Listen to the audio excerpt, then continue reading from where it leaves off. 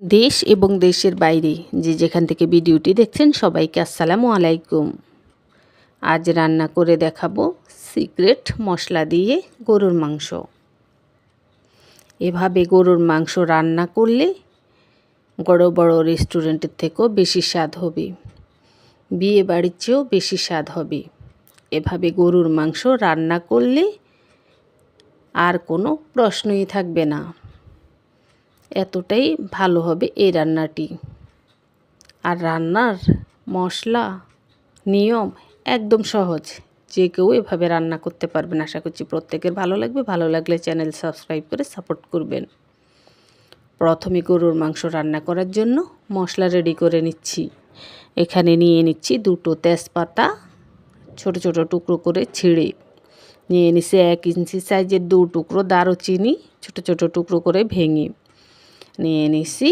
6টি এলাচ নিয়ে নিচ্ছি। এখানে 8টি লং, বড় সাইজের লং হলে 6টে নিলেই চলবে। এখানে ছোট সাইজের লংগুলো নিয়ে নিচ্ছি।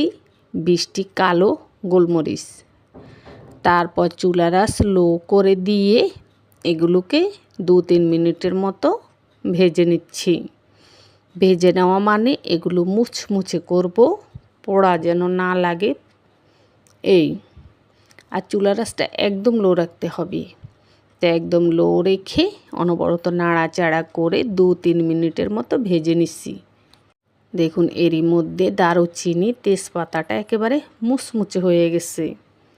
এই পর্যায়ে দিয়ে দিচ্ছি আমি 1 চা চামচ আস্ত জিরা, দিয়ে দিচ্ছি 1 চা চামচ সরিষা, দিয়ে দিচ্ছি 1/4 চা চামচ পাঁচফোড়ন।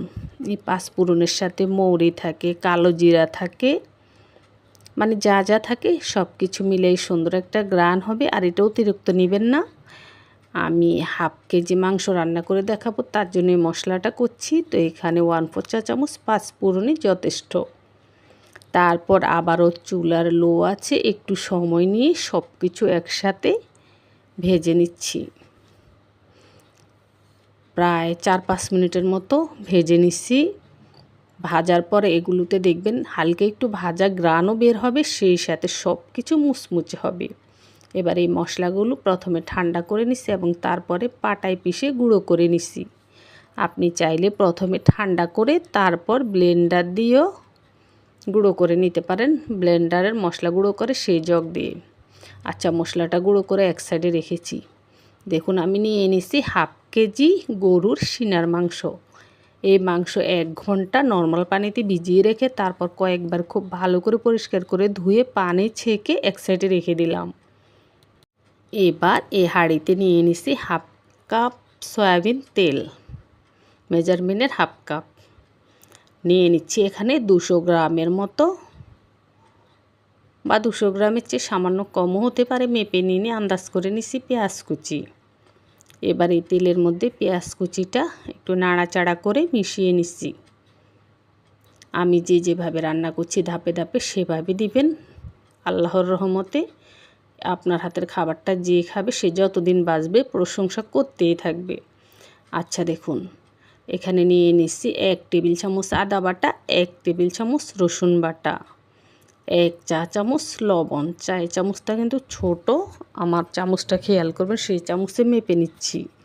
নিয়ে নিচ্ছি হাফ চা চামচ হলুদের গুঁড়া ও 2 চা চামচ মরিচের গুঁড়া। এবার যে মশলাটা রেডি করে রেখেছি এখান থেকে অর্ধেকটা মশলা এখানে দিয়ে দিচ্ছি।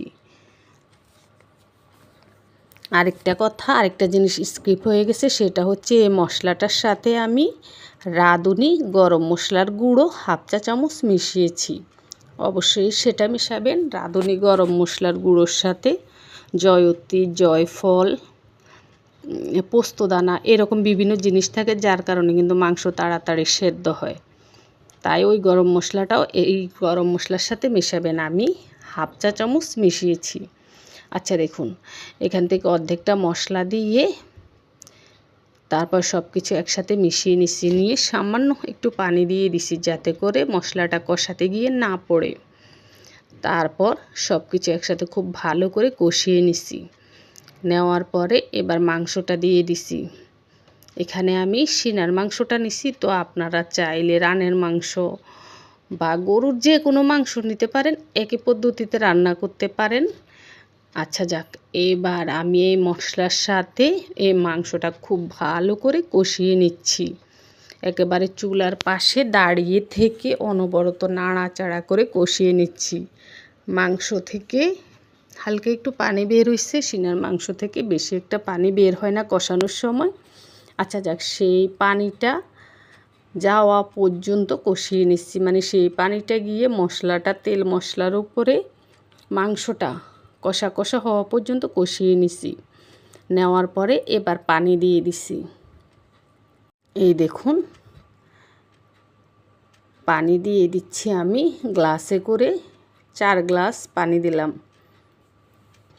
আরও 1 গ্লাস দিয়ে দিলাম, মোট 5 গ্লাস পানি দিলাম। মোট কথা এই দেখুন, এতটুকু পানি দিতে হবে যতটুকু পানিতে মাংস খুব ভালো করে সেদ্ধ হয়। আর যদি আপনার পাতিল ভালো থাকে, এইরকম ঢাকনা ভালো থাকে, ভিতরের তা বাইরে না যায়, তাহলে এইসব পাতিলে কিন্তু তাড়াতাড়ি মাংস সেদ্ধ হয়ে যায়, বেশি পানি দেওয়া লাগে না। আচ্ছা যাক, তারপর পানিটা দেওয়ার পরে পানির সাথে মাংস মিশিয়ে ঢাকনা দিয়ে প্রথম 5 মিনিট চুলার হাই হিটে রান্না করেছি। এবার যেটা করব, 5 মিনিট পর ঢাকনা সরিয়ে নাড়াচাড়া করে আবারও ঢাকনা দিয়ে চুলার মিডিয়াম আঁচে আমি এই মাংসটা একেবারে এইরকম মাখা মাখা জ্বলে আসা পর্যন্ত রান্না করে নিছি। আর এরই মধ্যে হাড় মাংস সবই ভালো করে সেদ্ধ হয়ে গেছে। হাড় মানে যেগুলো খাওয়া যায়, সিনার মাংসতে কিন্তু কুডুর কুডুর হাড় থাকে, যেটা খেতে খুব মজা, সেই হাড়গুলোর কথা বলছি। আচ্ছা দেখুন, এবার যেটা করছি, আগে থেকে যে মশলাটা রেডি করে অর্ধেকটা মশলা দিছিলাম, আর এখন বাকি অর্ধেকটা মশলা দিয়ে দিছি, দিয়ে আবারও খুব ভালো করে মিশিয়ে নিছি। তারপর ঢাকনা দিয়ে ঢেকে চুলার লো মিডিয়াম আঁচে আরও 5 মিনিটের মতো রান্না করে নিছি। এর মধ্যে দেখুন ঝোলটা আরও টেনে গেছে, একেবারে মাখা মাখা, প্রায় ভুনা ভুনার মতো। এই পর্যায়ে চুলার আঁচটা নিভিয়ে দিছি, রান্নাটা শেষ। আলহামদুলিল্লাহ, আল্লাহর রহমতে মাংস যেমন গ্রান তেমন কালার তেমন টেস্ট। এভাবে যদি আপনি মাংস রান্না করেন, আপনার মাংসটাও এই রকমই হবে। বন্ধুরা, এভাবে মাংস রান্না করে দেখতে পারেন।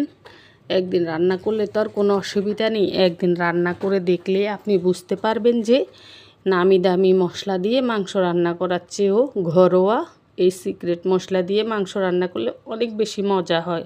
সেই সাথে মাংসর কালারটাও সুন্দর হবে, সহজভাবে মাংস রান্না করতে পারবেন, সেদ্ধ হবে মাংস ভালোভাবে। যাকে খাওয়াবেন সে যতদিন বেঁচে থাকবে আপনার প্রশংসা করবে, আর আপনি নিজে খেলেও চমকে যাবেন, এত মজা হবে এই মাংস রান্নাটা। আলহামদুলিল্লাহ।